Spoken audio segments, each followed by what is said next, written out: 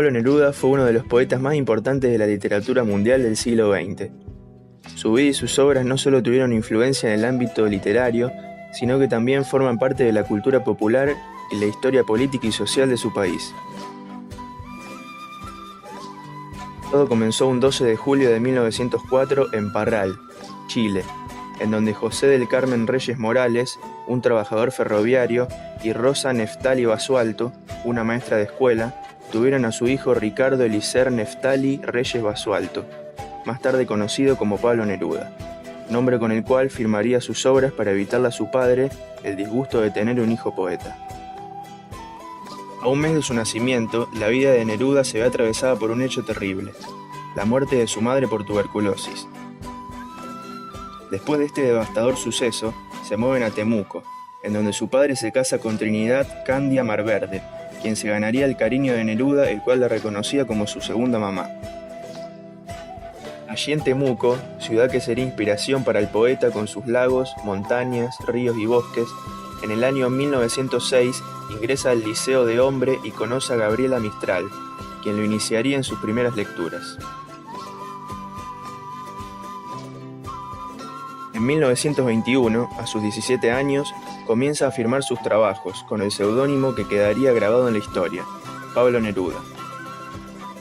Ese año se muda a Santiago, inicia sus estudios en pedagogía en idioma francés y 2 años más tarde lanza su primer libro de poemas, Crepusculario, el cual consistía en una recopilación de sus primeras obras, la mayoría escritas e inspiradas en Temuco. Un año más tarde, en 1924, se publica 20 poemas de amor y una canción desesperada, una de sus obras más conocidas.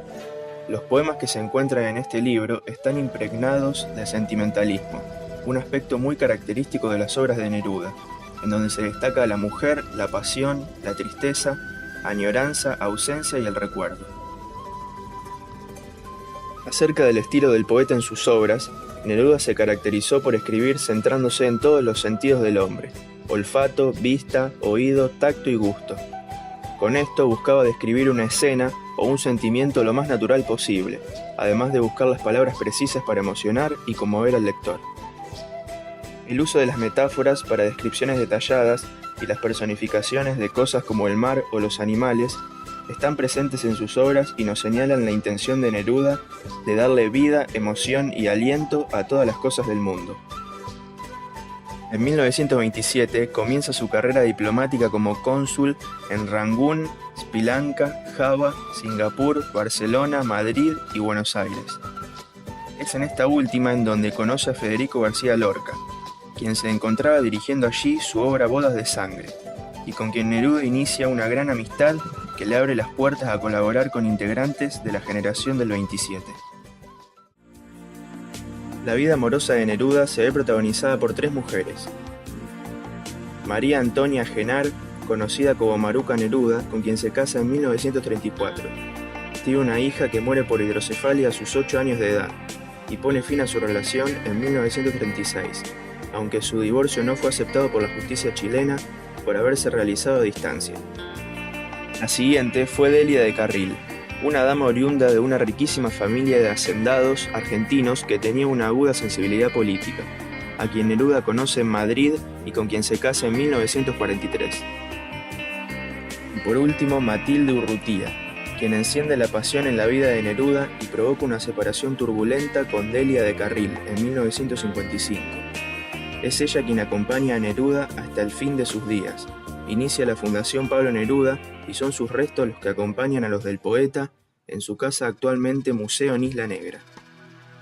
Siguiendo con la trayectoria del poeta, en 1936 estalla la Guerra Civil Española y Neruda, que se encontraba en el país como cónsul, se compromete con el movimiento republicano.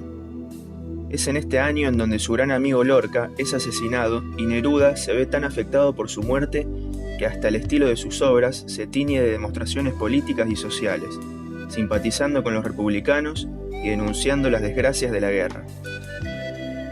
Ya de nuevo en Chile, por el año 1946, recibe el Premio Nacional de Literatura y es elegido senador en 2 provincias. Sin embargo, ese mismo año llega al poder González Videla, que se vuelve el principal antagonista del poeta. Neruda fue perseguido, censurado, destituido de su cargo como senador y obligado a permanecer en la clandestinidad en su propio país hasta 1949, año en donde se exilia a Argentina y luego llega a París protegido por sus amigos, entre ellos el reconocido Picasso.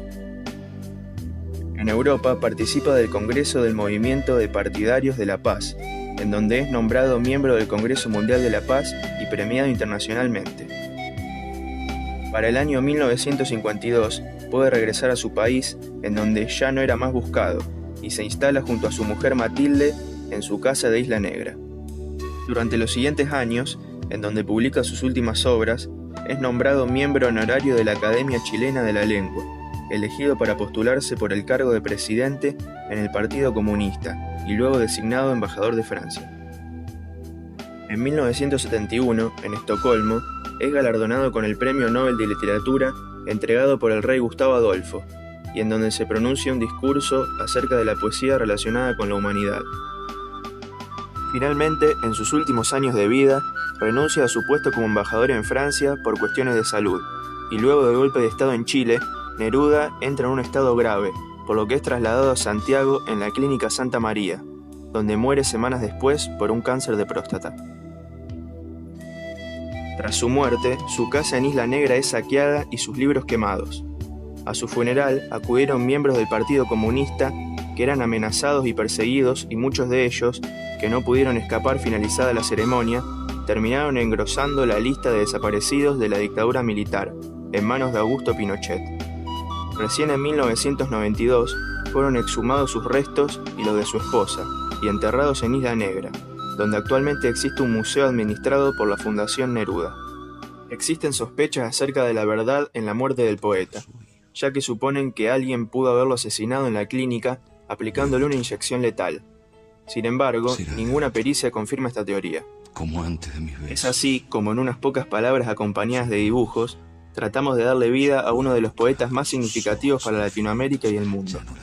Un hombre que fue perseguido y reprimido por sus ideales, pero que dejó su huella en la historia de su país, tanto con sus acciones políticas como con sus obras. Porque en noches como esta la tuve entre mis brazos. Mi alma no se contenta con haberla perdido.